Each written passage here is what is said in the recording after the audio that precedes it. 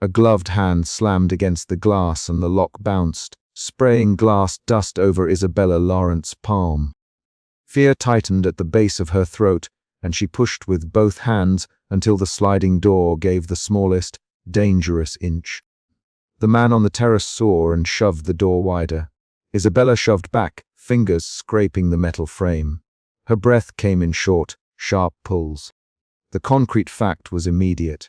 Someone had forced entry, and the room alarm was howling over the hotel speakers. Isabella grabbed the heavy drape and jammed it between door and frame, then dropped the curtain as a crude shield. Her heart did not explain itself.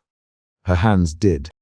The sound of footsteps on the marble terrace changed, quick, practiced. She moved away from the doorway and felt the cold edge of the balcony rail with her palm to steady herself. Below, someone called for security. The sound was distant and thin, but the intruder's silhouette split the moonlight into a hard shape. Fear pushed her to act. She reached for her phone with a trembling thumb and found that it lay face down on the low table where she had left it. The first emotion that governed Isabella's decisions that night was fear, concrete and urgent. The second was suspicion, who knew her schedule, who had access to the terrace. She dragged a throw over a lamp to dull the light and thought, briefly and precisely, of the black leather glove she had found earlier that week unfolded inside her coat pocket. She had not told Sophia, she had not told Lucien. Those small omissions now felt like doors she had left unlocked. An external footstep near the service door sounded closer, and Isabella flattened herself behind an ottoman. The external event arrived. Someone else was on the terrace, and the intruder swore with a different voice. A voice cut through the night in French, accented English. "Sir, move away from the glass." The intruder hesitated. Isabella peered and saw a man step from shadow, tall, shoulders squared in a slim overcoat, hair combed back, a line of gray at his temple. He moved with control, closing distance like someone who measured risks for a living. She watched him press a hand to the intruder's arm, then to his throat. The masked man collapsed against the marble with a soft curse. The newcomer did not shout. He held. The alarm continued to scream. Isabella's breath shook and then she swallowed, and a different, strange sensation slid under the fear. A brittle relief that someone competent had arrived. She did not trust the relief. Alexander Moreau unfastened the intruder's hood with one studied motion and kept his eyes on Isabella while hotel staff rushed the terrace. "Are you hurt?" he asked. His voice was low and precise. Isabella answered with a short, clipped, unreliable laugh. "No. Just my pride." She touched the inside of her forearm where a faint crescent scar sat under her sleeve. Alexander's glance flicked there, then away. He assessed the broken latch, the scuff on the marble, the way her shoulders rose and fell. He spoke to the security guard as if issuing a report. The guard moved, efficient. Lucien arrived then, hair in disarray, breathless in that managerial way, and barked names. Outside, a police siren threaded the distant harbor. An event shifted the scene. The hotel manager's steps were decisive and certain, and Lucien's arrival brought paperwork and the next layer of decisions. The next morning would be full of statements and press control, but the night still pressed for choices. In the suite living room, Alexander sat with the intruder cuffed to a chair while two security officers held a spotlight steady. Isabella stood near the French doors. Her fingers traced the rim of a wineglass until the sound of the crystal bit into the quiet. When Alexander removed his gloves, his hands were large and precise. The thin scar along his jaw caught a warm rim of light.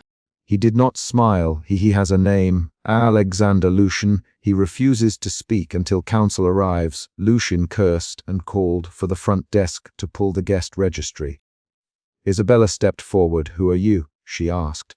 Her voice sounded smaller than she intended. Alexander looked at her for a fraction longer and said, "Alexander Moreau." "I am not hotel security." Dialogue began to shape the chapter instead of introspection. "Alexander, what are you doing here?" "Lucien, you are not on staff. I was on site for a private client and responded when I heard the alarm, Alexander. I secured the entry and detained the man until you arrived, Sophia, Isabella's personal assistant. Hovered at the doorway with a thermos of forgotten coffee and a phone full of messages. Isabella, are you all right? Sophia, her voice tight. Isabella gave one breath, then another, and said, I'm fine, Sophia. Handle the statements. Sophia's fingers hesitated over the phone. The exchange of names, the terse lines, moved action forward. The room felt smaller as other people filled it with questions, forms, and standard hotel procedure. Alexander scanned the suite with the same systematic patience he used when he planned a route. Kitchen, study, bedroom, terrace. He crouched, checking the latch with a gloved hand, and then checked the terrace rail for scratches that might reveal the intruder's hold points. Isabella watched him and felt the suspicion under the fear harden into a searching curiosity. Did he get anything? Alexander's reply was a single sentence. Not visibly. He had a knife tucked under his sleeve. The sentence changed her. She kept a tight face, but her fingers stopped tracing the glass.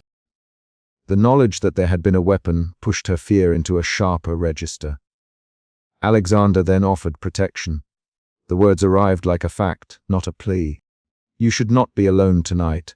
My employer's schedules allow me to remain. I can stand watch. Isabella's jaw tightened. She folded her arms. You overstep, she said. No one orders me around. I manage my family's events. I do not need babysitting. Her voice carried the old Laurent insistence on control. Alexander simply nodded. His face did not change. Fine. For now, considerate advice, he said. Lucien muttered to Sophia about liabilities and schedules. An administrative event, the exchange of the hotel's incident log, moved them toward formalities. At the gala that night, crystal chandeliers threw broken light across silk and tuxedos. Isabella moved among guests with a practiced grace. Her pearl necklace hummed cold against her throat. Mark Rainier found her inside the room as if by purpose. He smiled with teeth that did not reach his eyes. Isabella, he said, dropping the syllable like a well-aimed coin. What a surprise to see you out so soon. His presence tightened the air around her. Alexander watched from a corner near the orchestra pit, not openly interfering but observing every approach. Isabella felt a new emotion. Anger braided with exposure. She answered Mark coolly. Mark, this is not the place for negotiations. Mark leaned closer to the line where dignity became provocation. You always make it so difficult, he said. We only want what's fair. The word fair hung between them and sounded like a lever. Guests shifted. A conversation fell silent. Alexander's hand brushed the back of his suit jacket when a waiter passed, a small, controlled preparation that spoke of readiness. Sophia appeared then, her voice sharp. Isabella, may I? She asked. There is someone at the door asking for Mr. Laurent's schedule. Isabella's head snapped. The public event transformed into a private alarm. The gala continued around them, but Isabella moved away toward the backstage corridor. In the corridor, the lights were cleaner, white and unforgiving. Backstage, Isabella pulled out her coat and found a black leather glove folded in the inner pocket. Her fingers froze on the stitch of the crest. The Laurent crest pressed faintly into the leather. She lifted the glove and turned it over until the fabric caught a stray thread beneath her nail. The discovery was a pivot. Someone close was leaking information. Isabella's suspicion hardened into a new, hot certainty. She called Lucien by name, and he joined her with a clipboard and the smell of old paper. Lucien, this glove, where did it come from? Isabella. Lucien scanned the pocket and his face went flat. I checked the staff coats this morning, he said, but he stopped. That moment became a mini cliffhanger. The sudden silence where a secret opened, and no one had the neat answer. Isabella's hands tightened on the glove, and she felt the motion of betrayal as a physical prickle along her arms. She did not accuse then. She collected evidence. Sophia touched her elbow. Isabella, you must let me handle this. Sophia, we cannot make accusations at a charity event. Isabella looked at Sophia, and then at Lucien and said, no. I want answers now. The command rebalanced the room. They moved through the service stairs and out toward the marble corridor, where the gala noise receded into a soft roar. An external event occurred. Mark Rainier found them in the corridor. Mark, a shadow, preceded him. He stepped into the corridor with a polite smile and a soft, wrong hand on Isabella's shoulder. "Isabella," he said, "no need to make a scene." His fingers tightened in a manner that slid past casual contact into calculated pressure. The corridor's marble swallowed sound. Alexander, who had been 2 paces behind, halted and then moved forward fluidly. His presence narrowed the distance, a controlled intervention. "Mr. Rainier, step away from Ms. Laurent," he said. Alexander's voice was measured and implacable.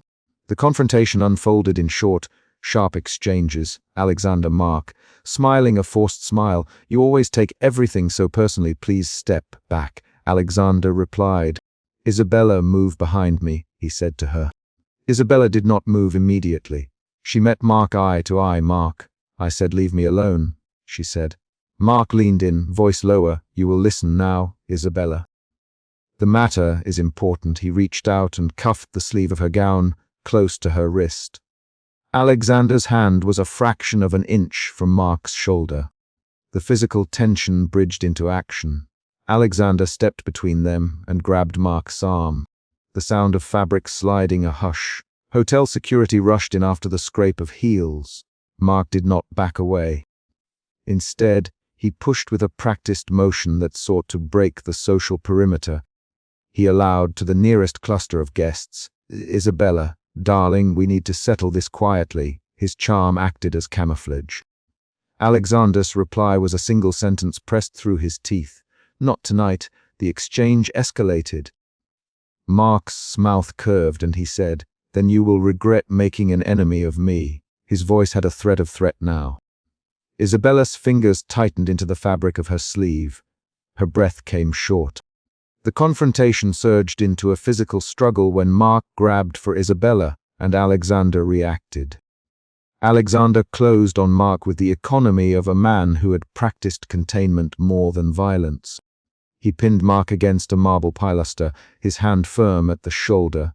Mark laughed thinly and then shouted for security. The 2 men pressed in a chord of movement, Alexander steady and precise, Mark reactive and theatrical.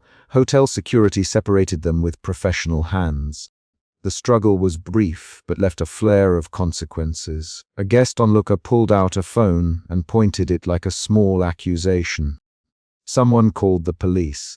The event of the night escalated and the corridor filled with hotel staff, flashing cell screens, and the sudden insistence of witnesses. Police arrived and took statements in a small, stiff office by the foyer. Mark protested loudly about his treatment and about slander. Lucian insisted on a formal report. Alexander answered questions with clipped, factual sentences. Isabella sat with both hands clasped and described how Mark had behaved. This was another external event. Fingerprints, forms, the paper friction of official procedure. Isabella felt relief that something official existed to anchor the incident, but the relief carried a new weight. It was threaded with exhaustion and a taste of humiliation. She kept her voice steady and included specific facts. When the officers left with Mark in custody, escorted but indignant, Isabella realized how close she had been to losing control of her own night. Alexander remained by the door like a shadow that had been invited to stand openly. He watched her more than he spoke. "You should not have been alone," he said once. "You that already," Isabella replied. The sarcasm built in defense. They moved outside to the rooftop terrace, where the hotel kept a small tract of garden and a view over Monaco's glittering boats. The air was cold and smelled of salt. The city lights made small, bright wounds on the dark water. Isabella wrapped her cashmere wrap tighter. Here, away from the crowd, the stakes of the night compressed into a single, private decision. Sophia hovered at a respectful distance with a tablet and a list. Lucian had retreated to manage statements with the police. Isabella looked at Alexander and felt the last shift in her emotions for the evening. Fear, suspicion, anger, and then an unexpected, wary acceptance. I will sign a temporary protective agreement. But do not expect me to thank you for it. Alexander folded his hands. You do not need to thank me, he said. I am offering protection as a professional. Isabella studied him. His eyes softened for a breath. Alexander, will you remain visible at events? She asked. When I say so, he replied. The concrete exchange of paper followed. Sophia propped a leather folder on her lap and produced a simple contract. Terms, hours, limitation, responsibilities. Isabella scanned the lines with an exacting eye. She felt every clause as a small concession. Alexander watched without comment. The quiet agreement felt heavier than any theatrical confrontation. Outside, a maintenance worker moved a ladder in the service yard, and the sound of a distant engine reminded them both of the night's practical realities. That small noise, ordinary mechanical, forced the final choice. Isabella took a pen and set it to the line for her signature. Her hand did not shake when she signed. The pen scratched a precise, controlled mark. She slid the folder across the lap to Alexander and extended her hand. He took it without spectacle and left the paper where Sophia could file it. The last event arrived like a punctuation. Alexander closed the distance for a moment to adjust the wrap around her shoulders, as if the gesture were pure courtesy. Isabella felt the movement as a boundary crossed and a new one formed. She inhaled, counted to 3, and then released a breath that had been tight all night. The night had not ended her danger. It had rearranged where she placed her trust. The last sentence of the chapter is a decision rendered in action. Isabella offered her hand, and the shadow at her door became a formal, named presence at her side. A metal tool clanged against concrete, and a sedan lurched as 2 figures bent over Isabella Lawrence's car. Alexander shoved the service door open and charged between them. Suspicion drove him forward before caution. He kept his hand on his earpiece and his mouth tight. He grabbed a sleeve, twisted, and a man swore and bolted into the dim ramp, while a second slashed at the rear bumper. Alexander held the device that had just fallen free between his fingers. A compact mechanism cased in aluminum, its wiring tucked into a length of braided insulation. He did not let the word fear sit in his throat. He let suspicion sharpen his movements. He scanned the garage, oil stains, a row of sleeping sedans, a distant stairwell light, then looked back down at the device and felt the paper. Thin certainty that someone wanted the steering to fail. That certainty governed his next choices. He radioed Henry in 2 clipped sentences, kept the device, and did not let the valet touch anything. Within 5 sentences, the listener knew the problem in the open. Isabella's life had been targeted, not merely monitored. Alexander moved like a man who had closed doors for a living, fast, pragmatic, without explanation. He lifted the sedan's wheel well cover, pulled out the spare, and set the device on a folded shop rag. His hands worked with the same economy he used when removing threats at a distance. The cold concrete left a bruise on the heel of his hand, where he braced against the car. Alexander, what is that? Sophie Duval called from the stairwell, her hotel manager voice sharper than usual.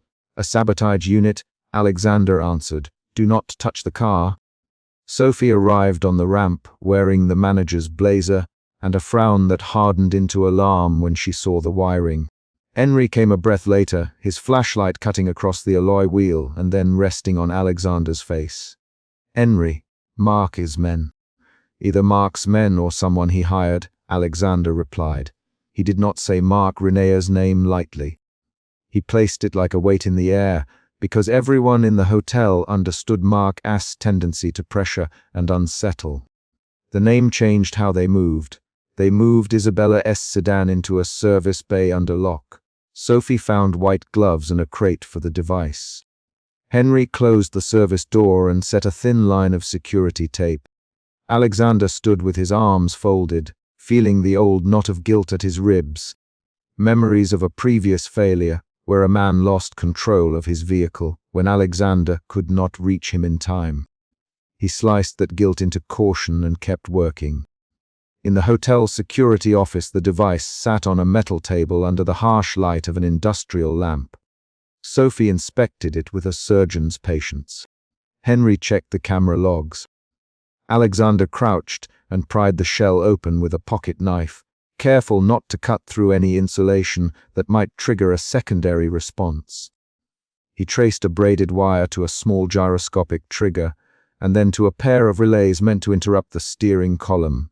This isn't a tracker, Alexander. This is active sabotage. If it had gone unnoticed, the car would have steered wrong at speed. Sophie's voice dropped. Isabella drives herself this afternoon. She insisted on the memorial luncheon. Alexander's jaw tightened. The first emotion shift arrived as Isabella's stubbornness collided with his protective plan. Suspicion rising urgency. He folded the wiring into evidence bags and told Sophie to prepare a private report for Lucien Brosseau, the family trustee. Sophie hesitated, then nodded. Henry tapped the keyboard and pulled a camera feed that showed two silhouettes leaving the garage roof ramp 30 minutes earlier. Their gait, the hood line, a quick hand gesture, small things that widened the list of suspects. They needed proof, and proof needed time. Alexander called in a forensic sweep and instructed Sophie to tell no one beyond the trustee. He stood in the doorway as Sophie composed a terse message on the secure line. Sophie, Dante announced it to the staff. Not yet, only Lucien, he said. Lucien will be at the luncheon. He will take this badly. Let him take it badly, Alexander. He could hear the restraint in his own voice. Restraint was often the nearest thing to tenderness he could offer publicly. At the penthouse entrance, Isabella had just finished fastening a silk cuff when Alexander intercepted her. He watched her fingers trace the rim of her glass twice, the nervous habit that meant the conversation would be short and sharp. Her chest tightened. She would refuse a cage. Isabella, you cannot go to the luncheon in your car this afternoon, Alexander. Isabella turned and met him with a measured expression. Alexander, I can walk into a room with people deciding my fate. I refuse to be the person who hides. She folded her hand around the glass. Her voice was cool, but Alexander saw the quick, sharp breath that came after she lied about being calm. This was the second emotion shift. Urgency, anger, Isabella's stubborn anger flaring against the pressure to accept protection. It shaped the argument and how each of them chose to act. You were almost killed tonight, Alexander. Someone attached a device designed to make your steering fail. Then you will sit in the corner like a bodyguard and watch me, Isabella. I will not be suffocated, Miss Moreau. I will not be watched like a child, Isabella. This is not watching. This is keeping you alive. She stepped closer until they were a whisper apart. Name me kept alive and I will take it. But don't call it watching. Don't call it control. I will attend the luncheon. Their exchange stayed short, each line revealing character. Isabella's vocabulary of defiance, Alexander's compacted sentences that admitted nothing he did not mean. Sophie hovered at the doorway with a security tablet, a witness and a civilian caught between two forces. The luncheon was a private family service in the penthouse dining room, and the air in the room tightened around etiquette. Lucien Brosseau spoke through a practiced softness that suggested control. Marc Renier arrived late in patterned silk and a smile that did not reach his eyes. He moved like a man testing water, and he spoke in a voice that folded pressure into civility. Miss Laurent, Marc, deliberately casual, a family honors its dead. A family also answers uncomfortable questions in time. Isabella's fingers tightened on her napkin. Lucien. What does he mean? Lucien's face closed in the careful expression of a trustee who knew he had to protect assets and reputation. He nothing at first, and then, with a slow precision, he asked Sophie if there had been any late night disturbances. Sophie gave a quick shake of the head, and Lucien's eyes flicked toward Alexander. Alexander cut in. There was a device attached to Miss Laurent's car tonight. Hotel security retrieved it. A thin silence spread. Marc's mouth twitched. Serious accusation, he said. Do you have evidence, Mr. Moreau? We retrieved a mechanical unit from the wheel well. It was designed to interrupt steering. Lucian's voice changed then, measured, but now edged with alarm. Isabella, who would want to do this? Isabella kept her voice under control, I don't know. But I am going to find out. Mark leaned forward. The family has obligations, Ms. Laurent. There are arrangements. Debts get called in, influence gets distributed. I merely observe current patterns. His insinuation landed like a nudge to a wound. Isabella's face drained to porcelain. Alexander felt the skeptic in him harden again, suspicion flicked toward betrayal. This was a pivot. They needed to know if the danger came from outside or from someone who had access to the family's accounts. At that moment a server slipped a folded receipt into Isabella's palm as he cleared a dish. She opened it with fingers that trembled slightly. The receipt showed a series of transfers. Small, precise numbers draining from a family estate account into an intermediary listed under Mark Renier's name. Lucian. Isabella, voice low enough to sting. She forced herself not to raise it beyond the table's hush. Is this true?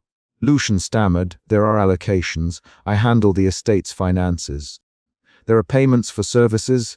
Of course there are services. Mark smoothly. Services maintain stability. Stability has costs. Isabella slammed a palm onto the table and stood. Cutlery chimed. Conversation froze. Lucian, open the ledger now. Lucian's hands searched a briefcase. Alexander stepped in front of Isabella without thinking. Habit. Training. 2 hotel staffers moved to steady the room. The argument became public and loud. 3 paragraphs of external action occurred in quick succession. Lucian produced a ledger. Mark smiled too easily, and a guest shifted his weight as if ready to flee. In the penthouse side corridor afterward, Isabella confronted Lucian in a voice that did not use softness. Why did you sign them?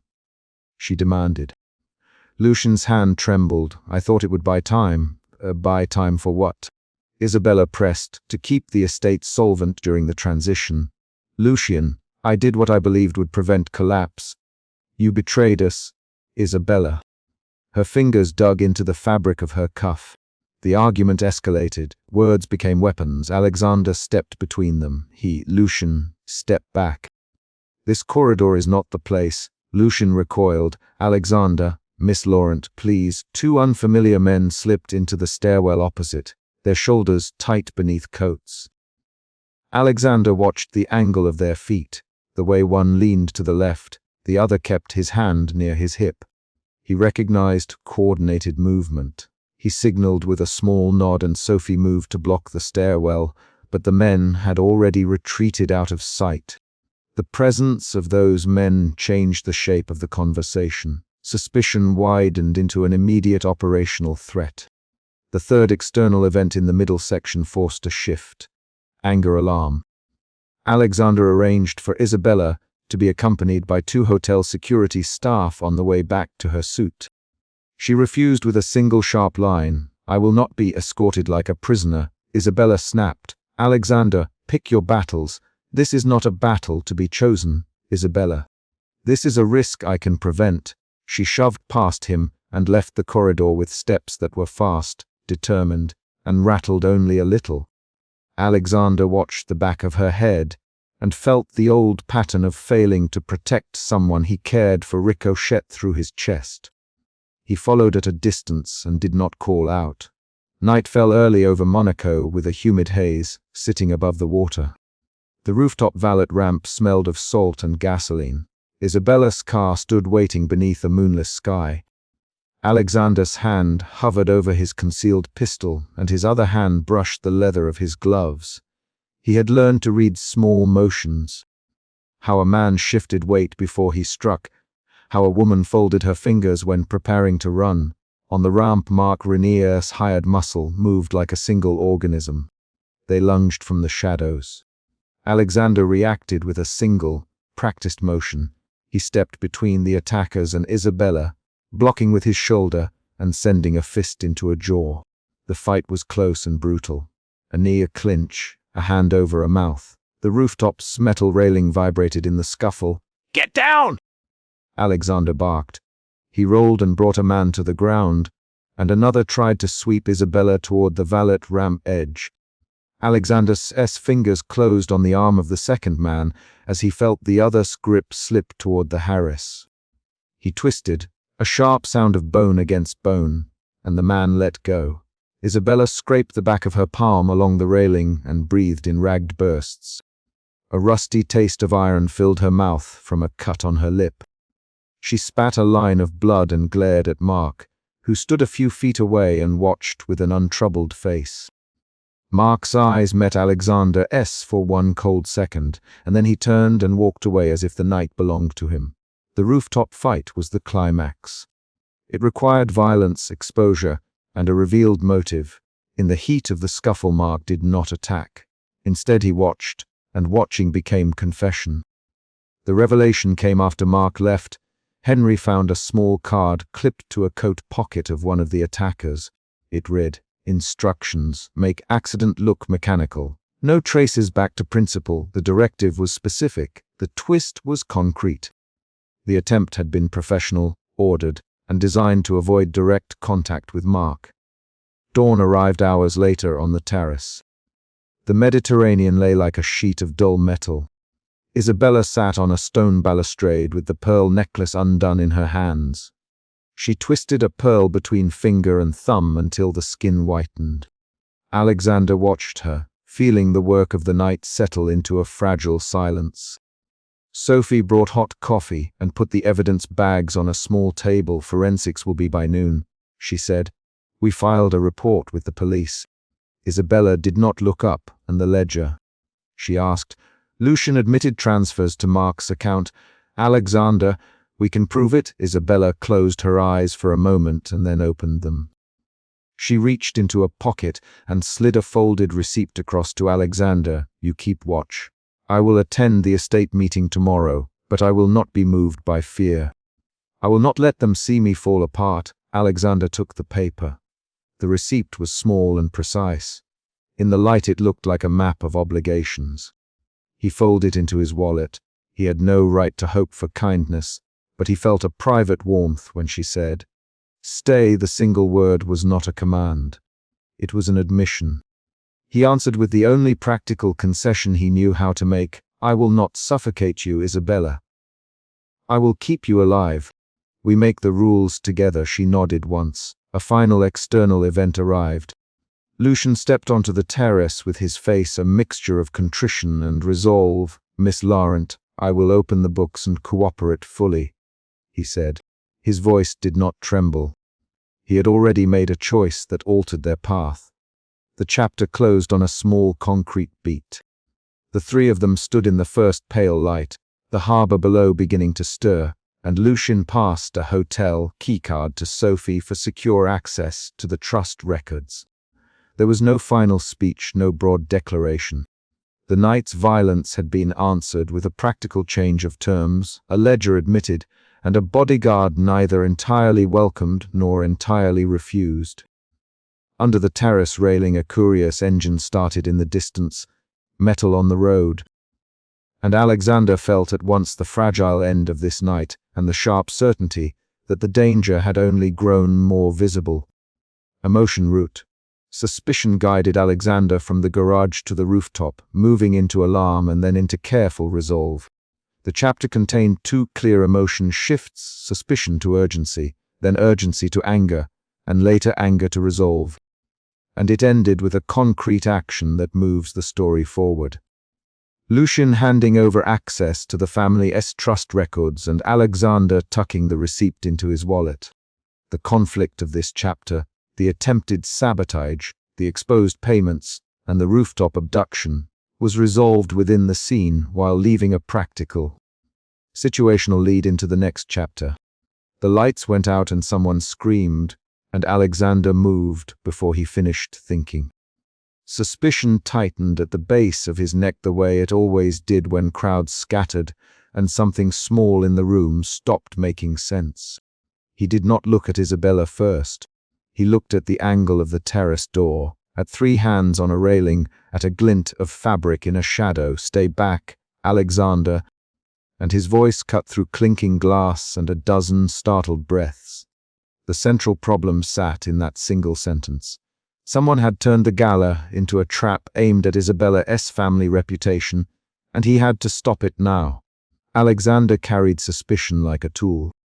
It had served him for years, a checklist of what to watch for, who moved like a liar, where cameras would hide. The suspicion in his chest made him check his earpiece, scan the terrace, and take 2 long strides toward the sound. He had seen a gloved hand slam against glass before, and he could still picture Isabella forced against a sliding door in that other night. The memory supplied speed.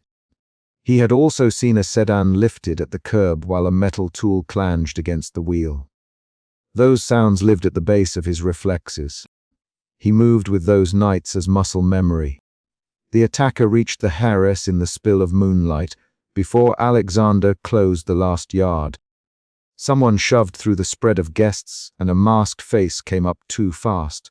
Alexander stepped between them and raised both palms to push the attacker off balance. He felt the press of bodies, the sharp smell of perfume and spilled champagne, and the cold press of metal under his palm when the attacker snapped a small blade. Isabella ducked her chin and put her hands up in a way that said she wanted to be fierce but not seen. Alexander's first emotional shift was immediate. Suspicion to fear, fear that a blade would cut her, fear that the gala had become an entry point. He pushed the attacker back with his forearm and used his jacket as a shield. A waiter toppled into a planter and a guest shouted, "Security." Luck Morrill from hotel security came through in 3 steps, uniform creased, eyes already scanning for exits. "Move them away," Luck barked. Alexander answered with a short nod and guided Isabella toward a service corridor while Luck pulled 2 staffers to hold the crowd. Isabella's breath came in quick little pulls. She traced the rim of a champagne glass with 1 finger, a gesture Alexander had seen before when she tried to steady herself. He kept his voice low. "Isabella, go there now. Luck has the ballroom. Move." She moved without arguing. In the corridor the light stuttered into steady fluorescent, and the slap of shoes on tile changed the rhythm. A folded rectangle slipped free of Isabella's clutch when Luck took the bag. Alexander saw it first, a note folded twice, edges neat. He reached out and unfolded the paper with 1 gloved finger. The words on the page were not a threat in general language. They were specific. "Your line will break. We will take the name." Watch them fall. The note named an heirloom, a foundation, a precise time. The note changed the problem from chaotic violence to political sabotage. Alexander felt the next shift. Fear sliding to anger, and anger sharpening into resolve. "Who gave this to you?" "Alexander." His voice kept the slow baritone that calmed staff. "Isabella." "No one got close. It must have been in my purse earlier." Her fingers went to the pearl necklace, then stopped. She did not look at him. Alexander could see the habit, the quick, sharp breath that came when she lied. He believed the note meant someone planned to discredit the Laurent trust. He believed the note made the attack personal. Mark Renier watched from a private box across the terrace with a glass held in 1 hand and a smile that did not reach his eyes. Alexander caught that sight out of the corner of his vision and froze a beat, because he had seen that composed watching before. Mark's presence was a deliberate pressure. Mark had watched the door incident the week before from a distance and had not moved then. He was a man who used observation as leverage. Alexander stepped out of the corridor to intercept him. Mark did not stand up when Alexander reached his box. He cocked his head and said, "Mr. Moreau, a lively night, isn't it?" His voice was smooth and casual. His tone carried the sort of civility that held teeth. Alexander leaned on the rail and did not smile. "Why are you here, Mark?" he asked. "You watched the terrace." "You watched the door." Mark's eyes narrowed. "I am a guest, Mark, and guests watch performances." The words were a taunt. Alexander's jaw tightened. The shift in mood came again. The protective vigilance narrowed into a pointed suspicion of Mark himself. Alexander pulled Luck and asked for the guest lists, the security logs, and any anomalies. Luck moved like a man who had spent his career inside hotel routines. He went to work without argument. Alexander then ordered a sweep of Isabella's suit. He wanted cameras pinched, wires traced, anything that suggested surveillance. In the dressing room they found an improbable thing. A tiny pinhole camera tucked behind a braid of drapery, its lens almost invisible against cream silk. Its mount bore grit from the window frame. Someone had hidden it in plain sight. He felt the concrete of discovery in the back of his throat. "Sophia," he said through the earpiece, using the name of the tech specialist he trusted. "Trace this feed." "Now," Sophia Vidal answered in 4 beats with the kind of brisk, efficient voice Alexander relied on. "Got it. Signals bouncing through a staff terminal. Traced to a valet account. I'll isolate the Mac and pull recorded handshakes." The tech voice steadied something in him. Action stilled the shakier edges of fear. They moved through the hallway to the security office where monitors flickered with ballroom footage. Alexander watched a play of shadows on the big screen and a new detail sharpened. At 20 minutes earlier, a concierge named Henry Dubois had slid past the terrace doors carrying a service clipboard and then bent, making a tiny hand signal to a masked figure. Henry's face was in profile for less than 2 seconds. The footage replayed that second in a loop, and the guilt in the room turned visible. Alexander felt the next shift, from suspicion to betrayal. Betrayal meant decisions. He marched to the staff entrance where Henry kept his locker.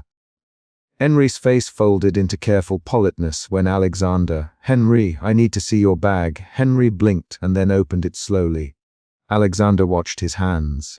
Henry kept saying, "I don't know anything, Mr. Moreau. I would never." Alexander cut him off. "We have footage." To Alexander, Luck saw the signal. Sophia traced a feed to a staff terminal. "Explain the signal," Henry stammered. Then his composure collapsed into a small, animal panic. I was ordered, Henry, from upstairs. Someone paid me to make sure the back door was open for the car. I didn't know it would go this far. Who gave the order?" Alexander demanded. Henry kept his eyes down. "A number on a card, Henry. I swear I signed for a delivery and took the clipboard." Alexander's anger hardened into practical questioning. He hit his radio and said, "Luck, lock down the service exits. Hold the staff. Don't let anyone leave. Check the valet logs from 9:30. Luck moved without argument, and Alexander felt control return in the form of procedure. Back in the private suite, Isabella pulled her coat tighter around her shoulders, though it was warm inside. She kept telling herself she could handle being a target. She kept telling Alexander she wasn't afraid of losing face. Alexander watched those motions and watched how Isabella's fingers traced the rim of a glass, the same nervous habit from the corridor, and he thought about the other nights. He remembered the sliding door that scraped glass dust over her palm. He remembered bending over a car and feeling the scrape of metal as he worked to extricate her. Those memories were not metaphors for him. They were dossiers he used to predict the next moves. Sophia's voice came in clean again.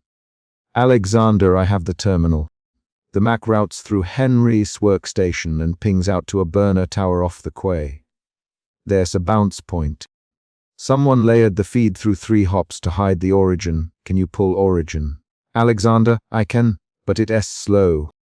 There's a manual switch in the ballroom control that could disrupt long enough to trace the route. We can force a short outage to trap the source." Sophia's suggestion was a technical gambit that could expose a collaborator, and it set a new plan into motion. The emotion shifted, betrayal to determination. They returned to the ballroom under Luck's orders. Alexander stood by the control panel while Luck and a technician worked the board. Guests murmured. Isabella took a stand on the edge of a group of patrons and leaned into Alexander without looking at him, an unspoken request for proximity. He kept his hand near the small of her back with a casual, protective pressure. She exhaled in a way that was nearly a sound. "Don't let them ruin this night," she said. "Don't let them make it about us." Her tone was tight with effort. "Alexander, I won't let them take anything from you tonight." The words were functional.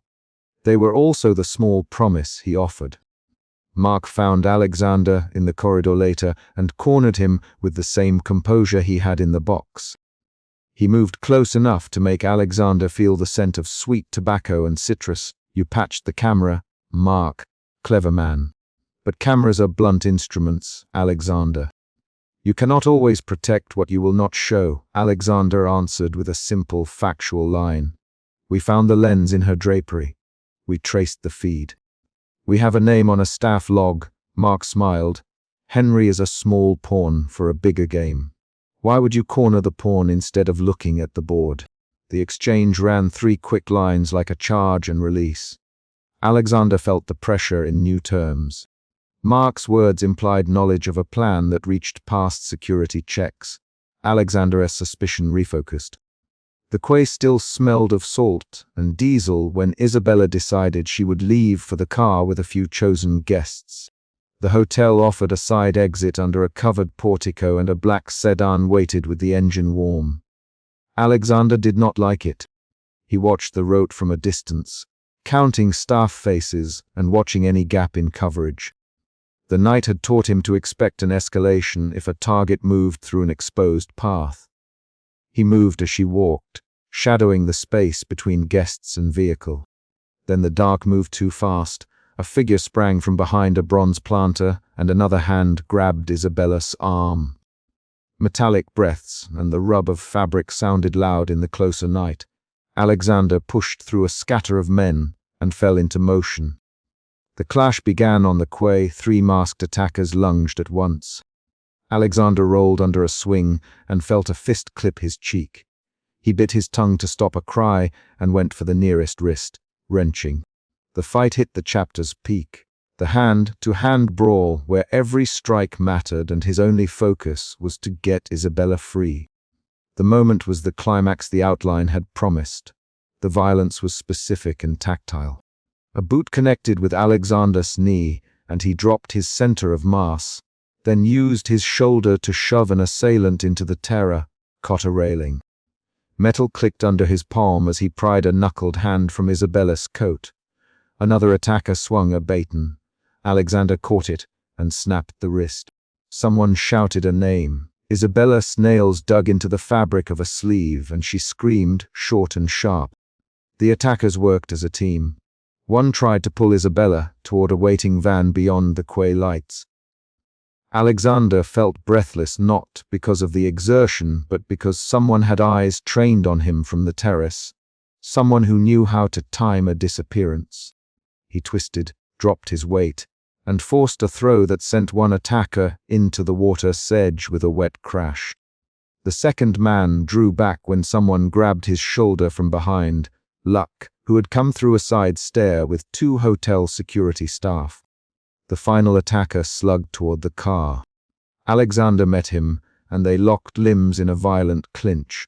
Alexander's right hand closed over the attacker's mask at the jawline and pulled.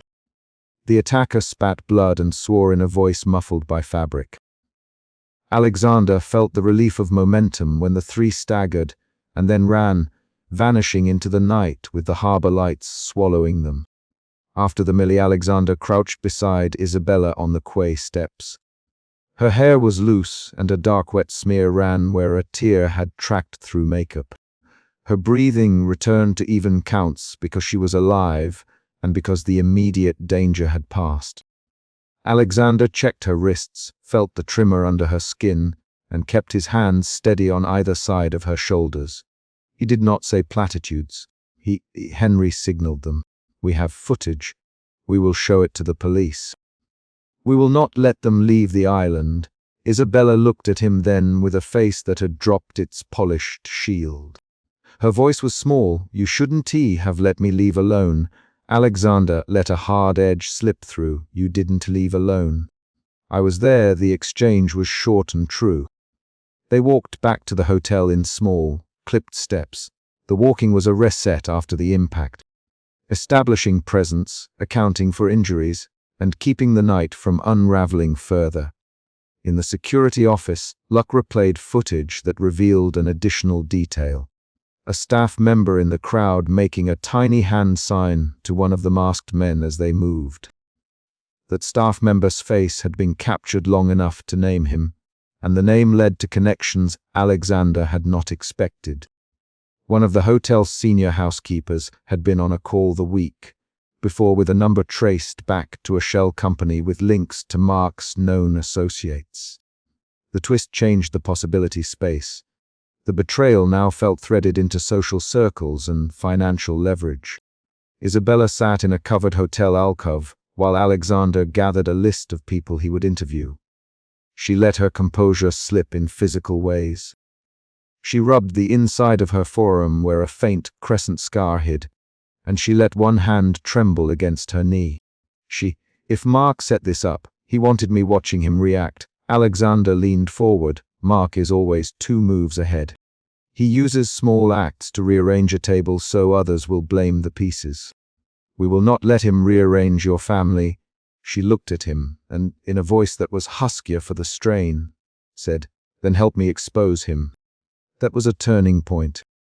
Isabella shifted from guarded defiance to a practical acceptance of his protection. The emotional shift there read as suspicion to reliance. They mapped a plan by concrete steps. Secure evidence, hold suspects, delay any press release from the foundation, and control access to the gala footage. Sophia traced a chain that tied the signal back through Henry's workstation and into a private feed that had been rerouted through a marina tower. They had a triangle of names: Henry, the senior housekeeper, and a contact associated with Mark's circle. Luck prepared to detain the staff quietly and present the footage to police once they had the link. Alexander insisted on no public statements until they had hard proof. He also asked Isabella to stay inside the suite for the rest of the night.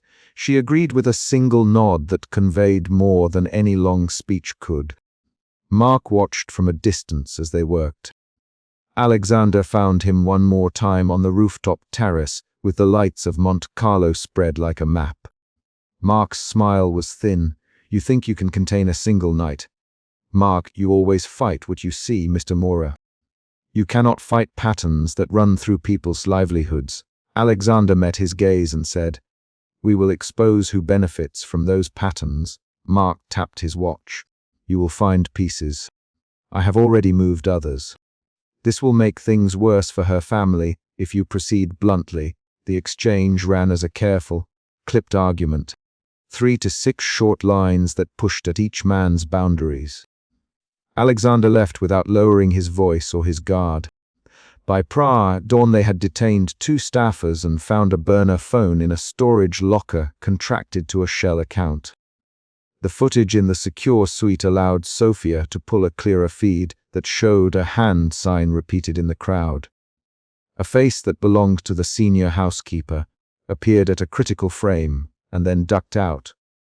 That moment acted like a small cliffhanger in the middle of the chapter.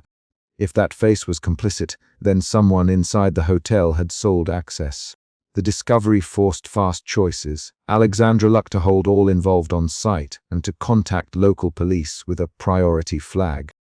Isabella sat on the balcony with Alexander in the pre-dawn haze, the Mediterranean flat and glassy below. She had stopped tracing the rim of a glass.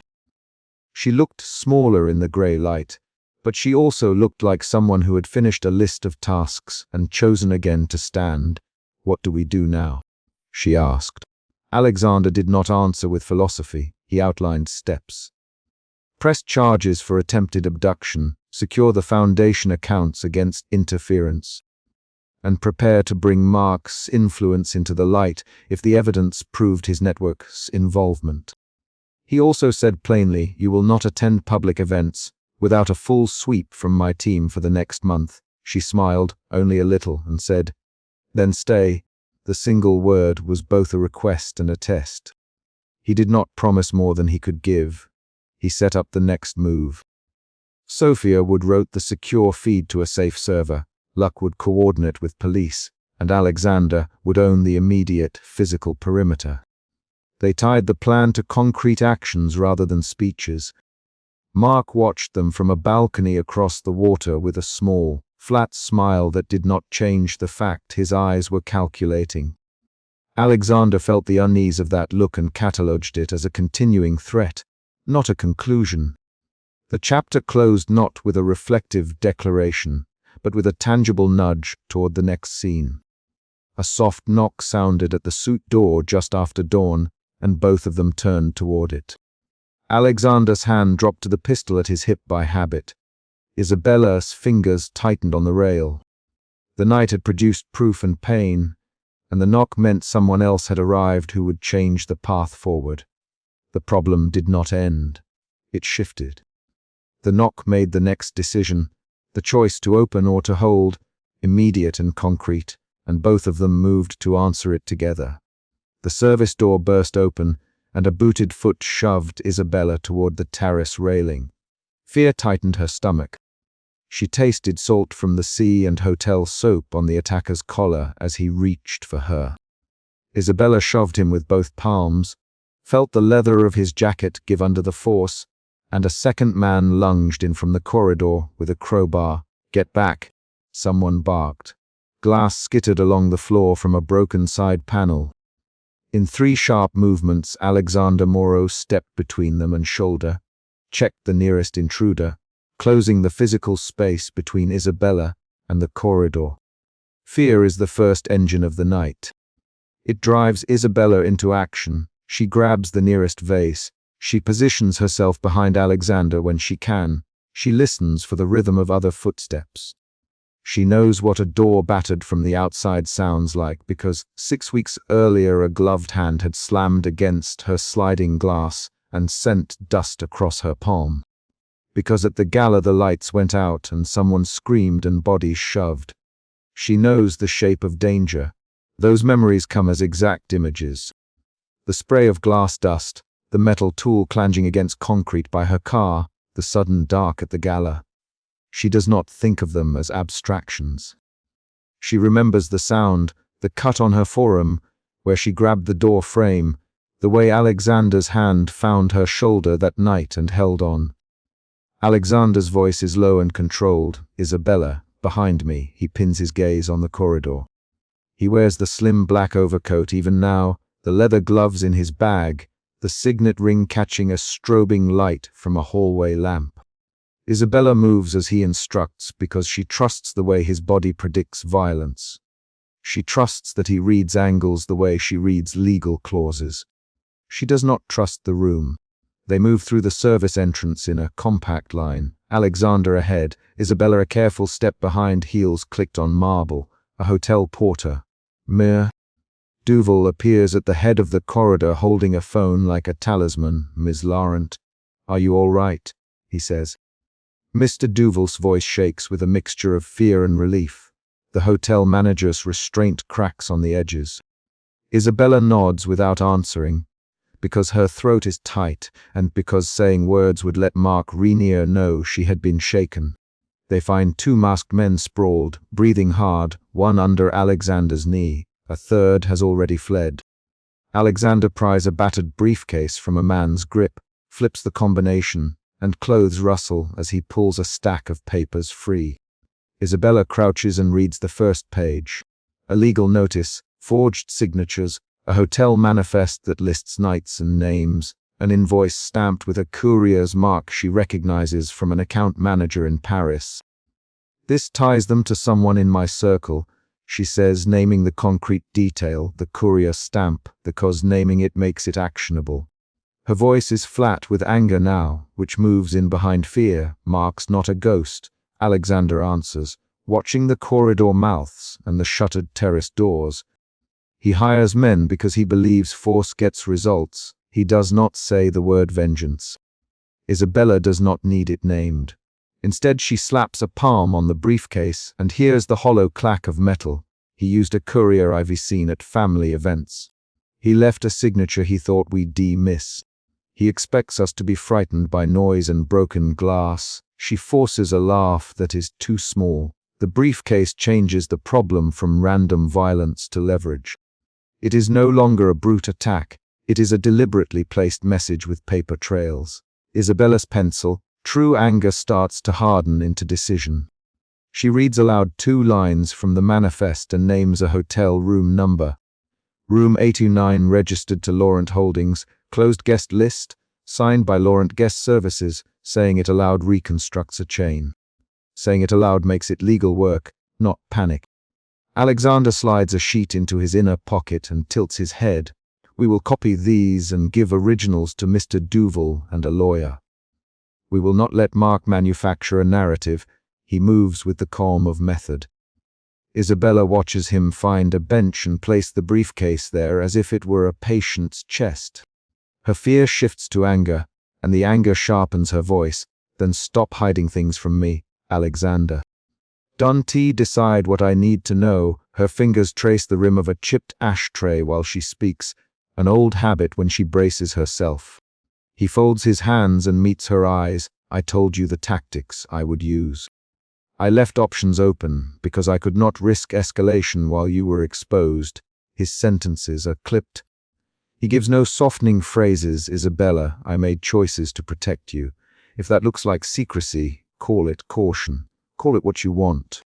But I will not fail you. He says the last 3 words in a way that promises consequence if challenged. A fight of words begins. They trade short, hard lines. Alexander, I didn't hire you to make decisions for me. Isabella, you hired me to keep you alive. Keeping me alive doesn't mean locking me out. Not telling you saved you from panic in a public place. Panic would have been honest. You took my agency. I should not have. He pauses, the word punched off and incomplete. He folds his hands tighter. The exchange runs 5 quick rounds. Each line is a blade, a test of boundaries. Isabella names what she fears most, losing control of her own life and legacy. Alexander names what he fears, repeating a failure he keeps private. She remembers a night when someone in his past did not survive a choice. She knows the scar at his jaw belongs to a fight that cost him moral certainty. She hears the rasp of his 5 o'clock shadow and understands the restraint in his voice.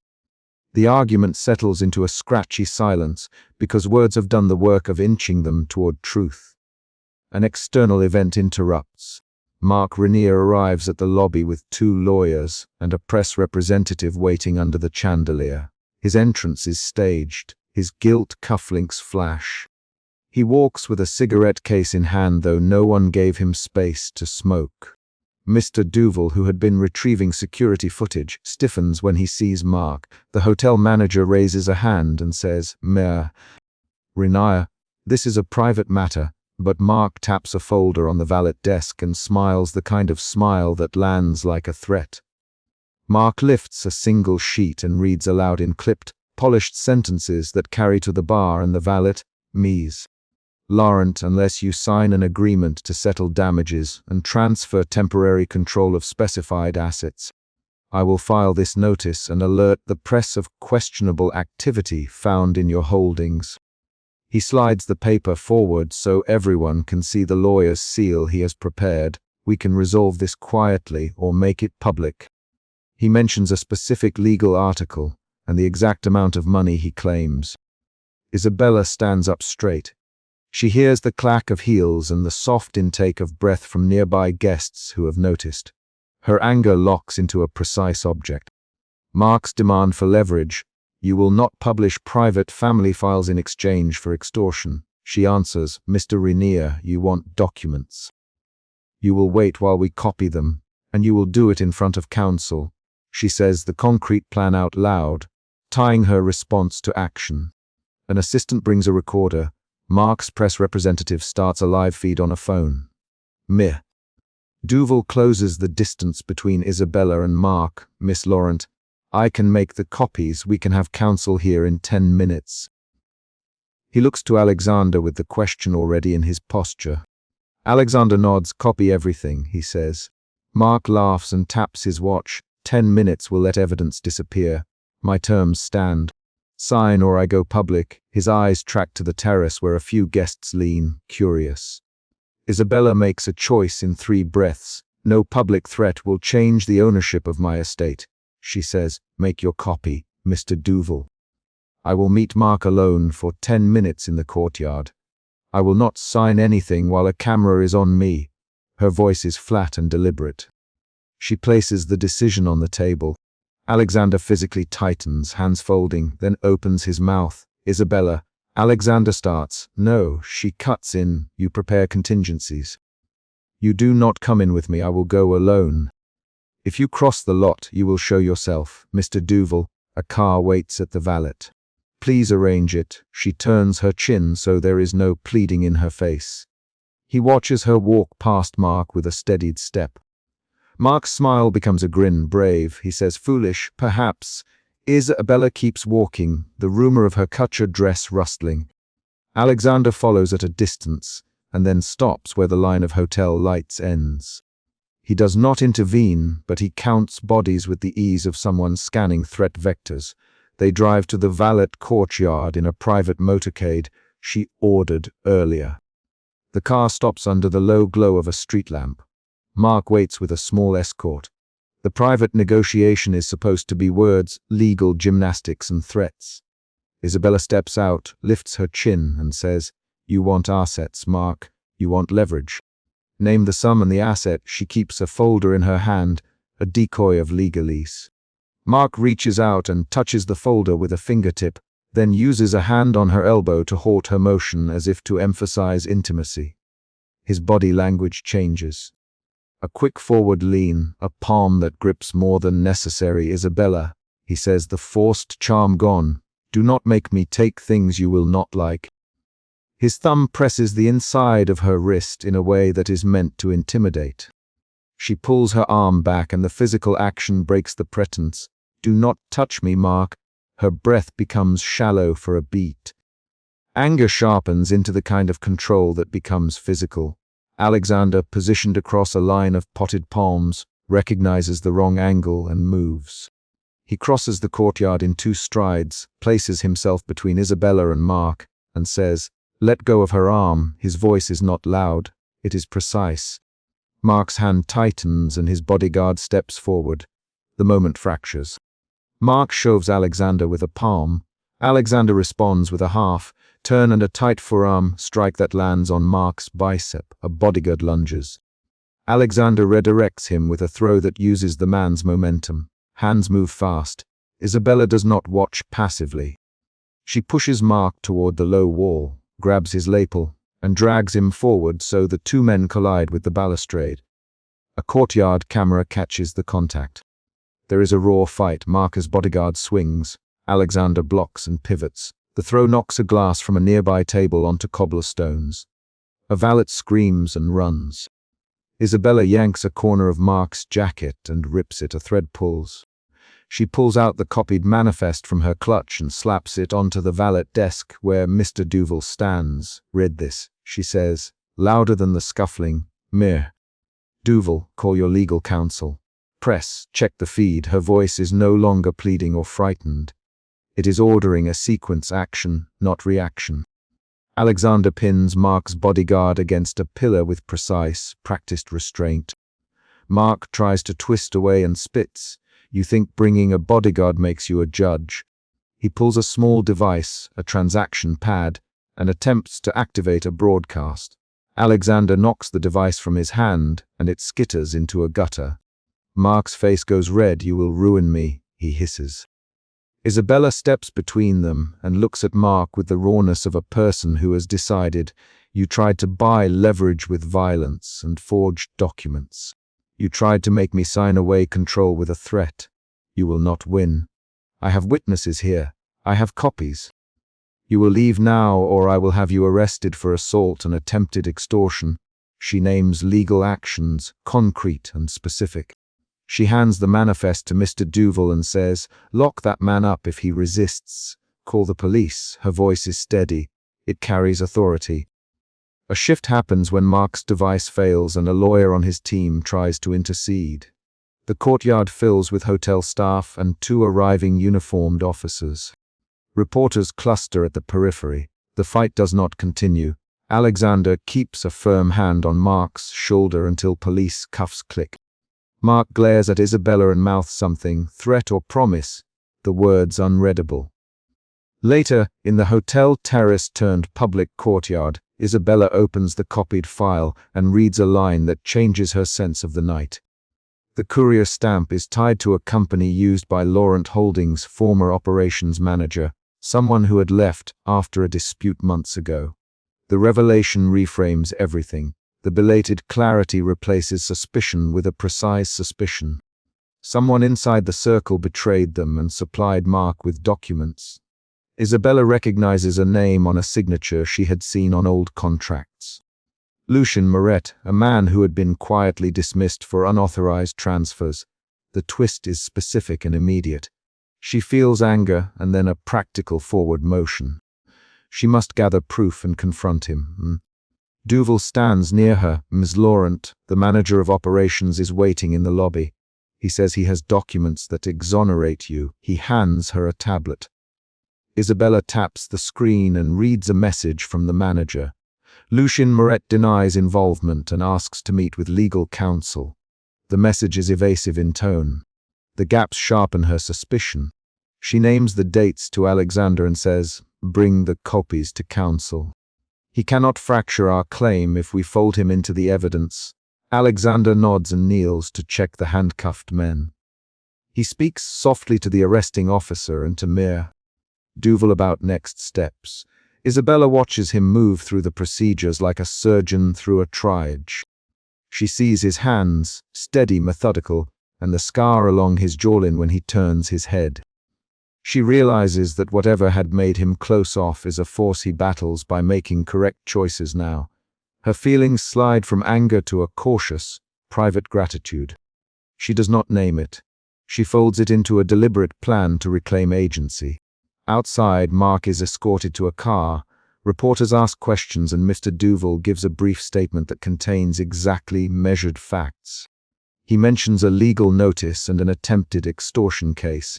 The hotel's image control works like a machine. Facts align and reporters take them. Isabella signs a statement for the police. She writes her name carefully and dates it. She places the pen down and pauses. Alexander comes to stand at her shoulder. "You wanted to meet him alone," he says. "I did," she answers. "It would have looked like weakness if I had not tried."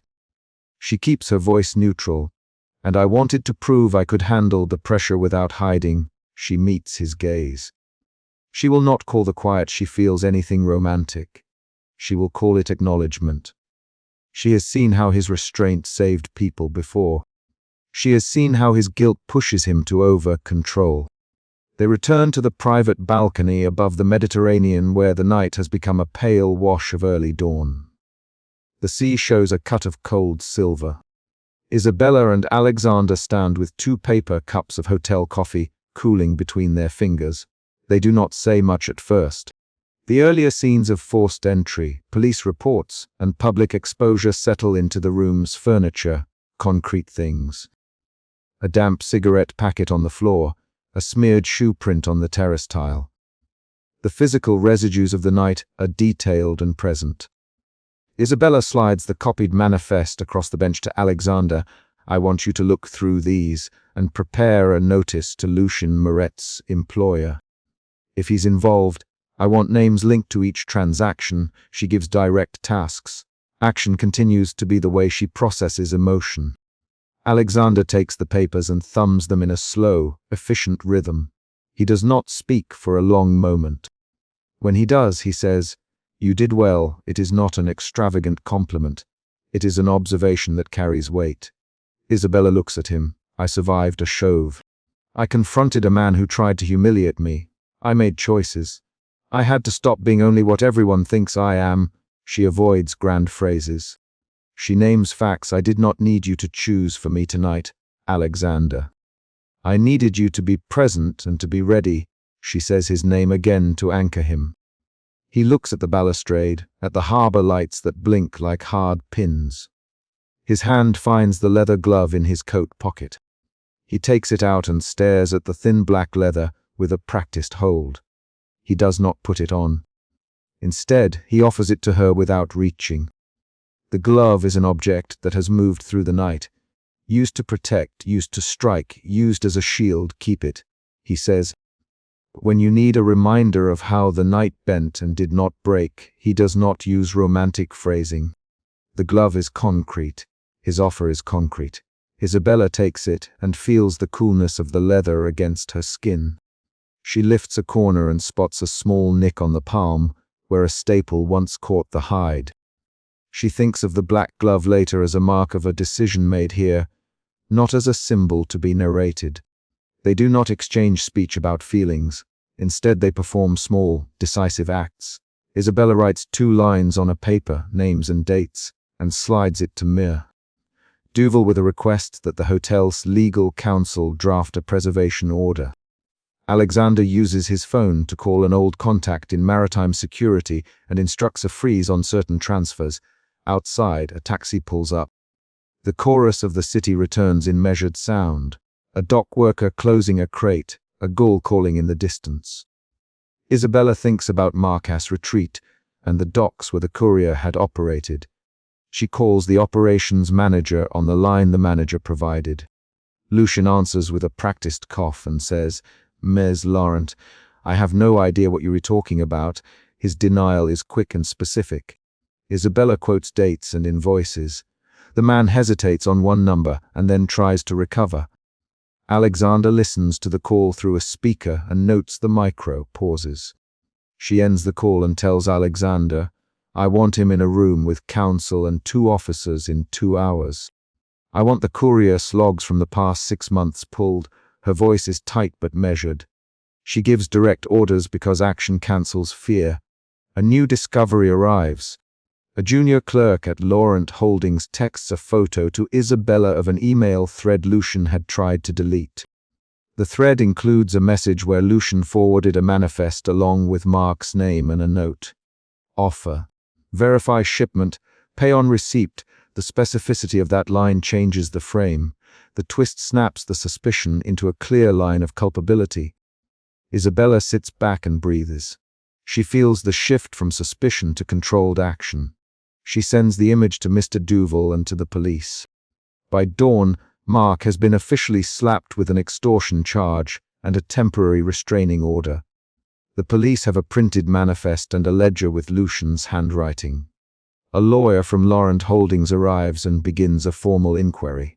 The hotel's manager, Mir Duval, signs affidavits. The press writes precise headlines that quote recorded facts. The sequence of events turns a private threat into a legal case. In the quiet that follows, on a balcony that faces a harbor crease, Isabella and Alexander stand under a wash of sodium light and salt wind. They have moved through fear to anger to clarity. The emotional shifts are visible in their bodies. Isabella's hands unclench from the glove. Alexander loosens his shoulders. She looks at him and says, "Simply, thank you for not deciding for me tonight." He nods once. "You decided well." He meets her eye and holds it long enough that she recognizes the steadiness behind him. She sets the single black glove on the marble balustrade, palm down. The leather is warm from her touch. She reaches for the car key in her left hand and takes a breath measured like a step. "Let's go home," she says. The phrase is an action, not a promise. Alexander offers his arm. She takes it. They walk away from the balustrade together with the glove between them, a physical thing left on the marble. Outside, a delivery truck rumbles by and a dock worker whistles. The morning light sharpens edges on the harbor. The night's violent beats have ended in legal files, police officers, and a decision made at the terrace. Isabella moves forward with the evidence in hand and with a clearer sense of who she is and how she will manage danger, and Alexander moves with her, still watchful, still chosen. The final event of the night is small and definite. Isabella slides the copied manifest into a sealed envelope and hands it to Mir Duval at reception, her handwriting a concrete seal. He takes it and promises to deliver it to the firm's counsel within the hour. Alexander checks the envelope and then turns to the hotel manager with a list of witness names. Isabella lifts the key and then steps away. The handshake with the hotel manager is quick and composed. She moves through the lobby and into a waiting car, Alexander at her side. and the single black glove sits on the marble balustrade facing the sea. This night resolved the immediate danger and exposed betrayal within her circle. It did not tidy away every risk. It did not erase the lines Mark drew, but it replaced private fear with concrete action, legal proof, and a public record. Isabella kept control of her decisions. Alexander kept her safe with measured force. Lucien Moret's evasions were now questions a prosecutor would chase. Mark Rainier left with charges pending. The chapter closes on a concrete beat. The sealed envelope changes hands at the reception desk and a taxi doors shut as Alexander and Isabella leave the hotel. The glove remains on the balustrade, visible in the early light, a physical object that marks their choice in the room they have just left. They do not declare fate or destiny. They act, they file, they move forward with facts in hand. Emotion route, fear, emotion shifts, fear, anger, clarity, resolute calm. The night began with a forced entrance and end with a decision recorded on paper and witness statements in place. The final scene ties to previous events, the glass dust after the sliding door, the metal tool by her car, the lights out assault at the gala. Each concrete memory informing the choices Isabella makes here.